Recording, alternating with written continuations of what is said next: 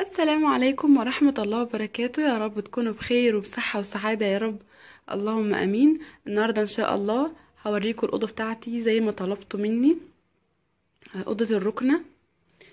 يا رب تعجبكم كده، هي حاجة محندقة كده بسيطة على قدي، ان شاء الله تعجبكم. بسم الله الرحمن الرحيم. طبعا كنت قايدة النور عشان لما ادخل اصور يكون في اضاءة. هي الأوضة كده من بره، ده المنظر العام بتاعها يا جماعة اهي. هي صغيرة كده ومحندقة على قدي. تمام. اول لما بدخل الاوضه كده على ايدي اليمين، اول اول جدار كده على طول جنب الباب اهو. حاطه الساعه وفي ابريق اللي هو منور ده، والبرواز ده كان جاي لنا هديه انا وجوزي من اخت جوزي، ربنا يبارك لها في ولادها يا رب. عليه آية قل اعوذ برب الناس. والجدار الكبير ده على طول جنبيه الستاره البرقع. قبل كده كنت شفتوها معايا لما كنت بقول لكم في الفيديو ازاي انا انضف الستاره البرقع من غير غسيل، ده لو مش هغسلها يعني لو هي نظيفه. تمام. اهي الستاره بتاعتي اهي. تمام كده.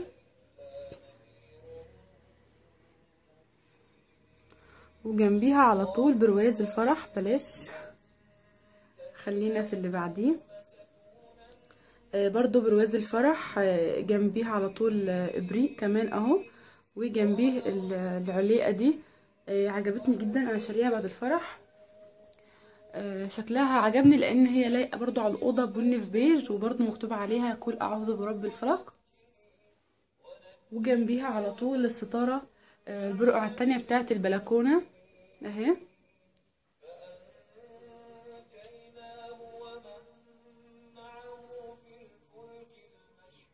هي اوضه صغيره كده يا بنات، مساحتها مش كبيره قوي يعني، بس يعني ان شاء الله يا رب تعجبكم.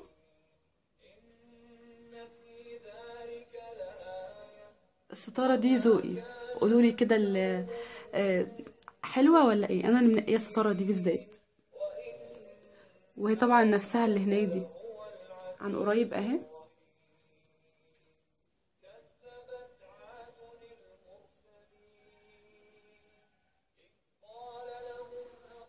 كده خلاص. الركنة نفسها بقى هم عبارة عن 5 كراسي فقط لا غير. اهي. ده 1 و2 3، الكبير ده 3، 4، 5. وحاطة المروحة بتاعتي العمود هنا كده عشان طبعا الجو يكون حر. والجدار على طول اللي جنب البلكونة اللي هو قبال الركنة، يعني قبال الكراسي. آه، مش حاطة فيه بس غير البروازين الصغيرين دول. دي براويز صغيرة، واحد آية الرحمن والتاني آية ياسين، وبرضو بينهم إبريق صغير اهو. البرواز ده على فكرة شايفين انا اللي عاملاه، يعني انا اللي عاملة الشغل ده فيه. عاملاه ذهبي في فضي في اخضر، لون الشغل اللي الشغل اللي عندي اللي في السقف يعني بتاعي اهو، شايفين اهو. يعني الشغل اللي فيه لايق عليه. عاملة برضو الجهة التانية اهو. نيجي بقى على الترابيزة بتاعتي. آه، الترابيزة انا مش حاطة فيها تحف ولا حاجة، لان هي اصلا من حالها كلها شغل، مليانة زخرفة زي ما انتم شايفين كده في كل الجناب اهي، من الجنب برضو اهي كلها زخرفة. فحاسة ان لو حطيت مثلا في الجناب او الاماكن دي كده تحف او حاجة، هتبقى عاملة شبه المولد، هتهيص قوي. وبرضه قولي رأيكم، لكن هي بذات نفسها كده فيها الشغل اللي في الجناب ده، انا حاسة ان هو كفاية. انا كل اللي انا حاطاه بس عليها طبعا الشاشة من فوق اهي، وكل اللي انا حاطاه عليها حاطة المبخرة، وحاطة الشمعدان ده غالي جدا على قلبي، لان هو هدية من اختي الكبيرة، ربنا يبارك لي فيها يا رب.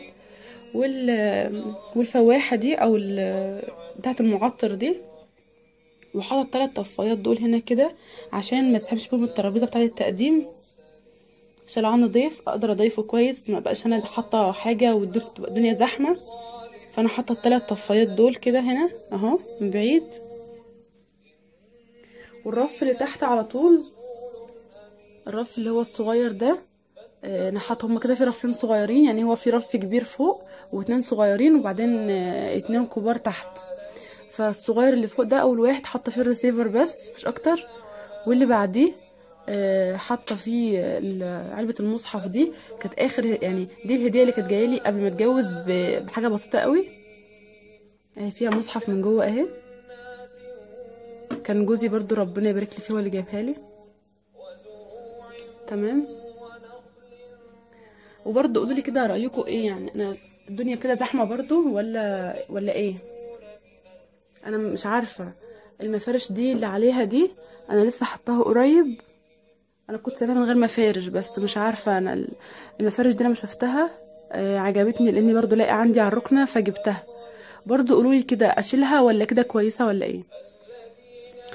الرف اللي تحت ده اللي هو الكبير انا مش حاطه فيه اي حاجه غير الرموده دي بس، بتاع الشاشه والمروحه والريسيفر. وحاطه جوه كده دوت اللي هو ايه، اللي هو بيكون صب كده صغير، صب برضو اخويا الكبير ربنا يبارك لي في عمره يا رب هو اللي جايبهولي،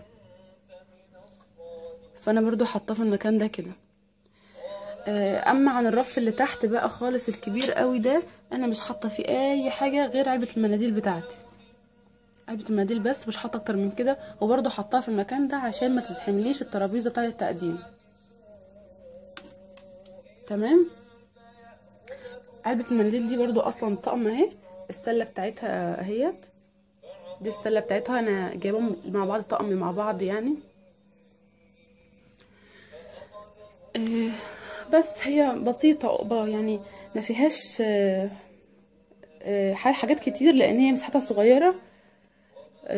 يا رب تعجبكم. ودي ترابيزه التقديم بتاعتي او الترابيزه يعني بتاعت الركنه اللي انا لو عندي حد بقدم عليها حاجه. مش حاطه برضو عليها حاجه غير البونبونيره اهي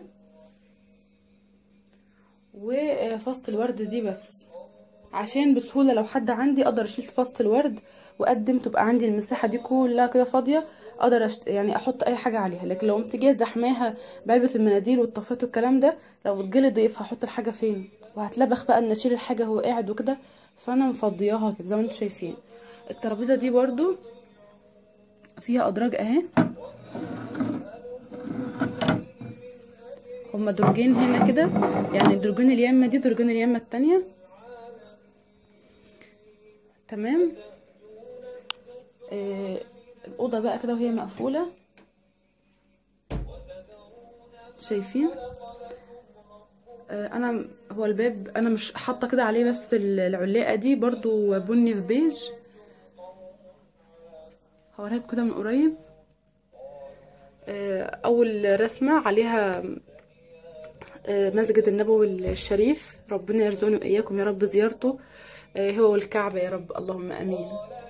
فوق كده الكعبه وتحت مسجد النبوي الشريف، وبرده بني في بيج وكده لايقه، يعني عندي حد جوزي قافل كده الباب فيبقى شكلها حلو على الباب يعني من ورا. تمام. هقول لكم بقى على حاجه تانية كمان عندي في الاوضه هنا، هتلاقوها غريبه شويه بس انا اضطريت اعمل كده لان ما لقيتش عندي حل تاني، وهي النجفه دي. طبعا هتقولوا لي الاوضه كلها بامبا في اسفه بيج في بني في ذهبي، ايه اللي جاب البامبا هنا؟ ايه اللي جابها؟ اللي جابها ان انا لما يعني لما جيت عشان خاطر اجيب الحاجات بتاعتي، لقيت الشقه بتاعتي كلها فيها الاباريق اللون ده. طبعا الاباريق دي لايقه عندي في اوضه الاطفال واوضه النوم، لكن في الصاله وفي الركنه لا خالص، مش لايقه خالص، لان عندي الصاله والركنه لونهم بنيات. فعشان فيها 3 اباريق اهو، ادا 1 2 3 شوفوا شايفين لونه عامل ازاي بامبا.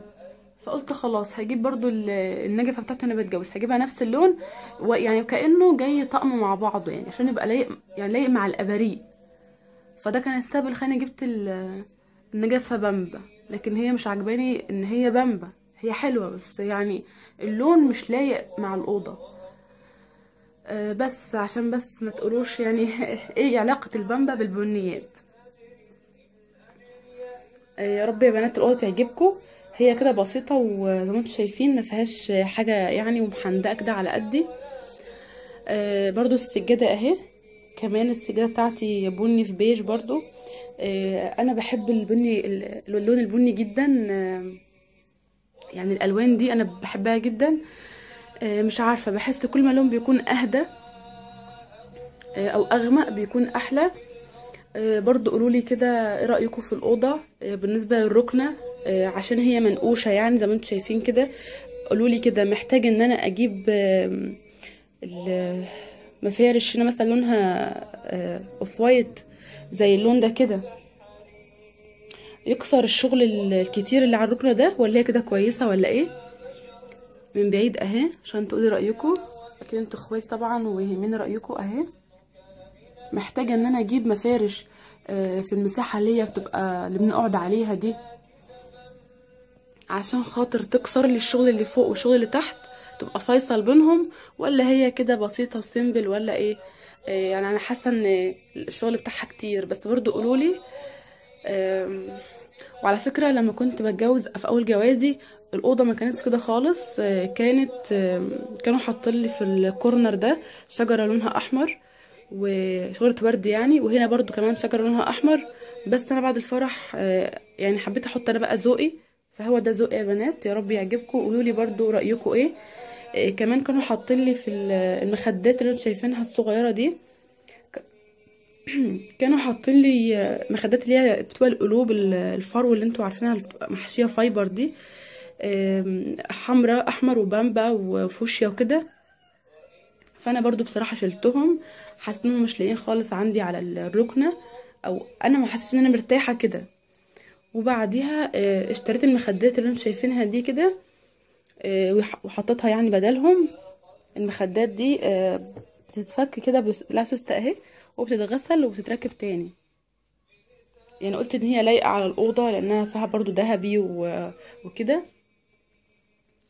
مش حاطة مفارش على الركنة ذات نفسها الا الاتنين دول بس، قد واحد اهو، والتاني على الكرسيين اللي شبه بعض يعني. قولولي كده يا بنات ايه رأيكم في الأوضة بتاعتي. لو محتاجة اي اضافات قولولي، لو محتاجة ان انا اقلل منها حاجة اضيف حاجة. طبعا رأيكم على دماغي. هستنى تعليقاتكم ويا رب هي تعجبكم. كمان انا حاطه السبحه دي هنا كده عشان جوزي لما بيجي يصلي ربنا يبارك فيه يا رب بياخدها يسبح عليها لو بيصلي هنا في اوضه الركنه، بيرجعها تاني مكانها. وفي برضو واحده في الصاله متعلقه وراها بالظبط برضو نفس الكلام. وعلى فكره انا حطاها هنا عشان برضو فيها بنيات اهي. حتى بتاع الكهرباء فيه بني، انا بعشق اللون ده. بس يا بنات يا رب الاوضه تعجبكم ويا رب ذوقي يعجبكم. وزي ما قلت لكم تاني، لو في اي حاجه شايفين ان هي ممكن تبقى تضيف للاوضه تبقى اجمل او تتشال منها هتبقى اهدى، قولولي. وشكرا لوجودكم يا جماعه، وكلكم على دماغي كل سنه واحنا مع بعض يا رب. شكرا. السلام عليكم ورحمه الله وبركاته.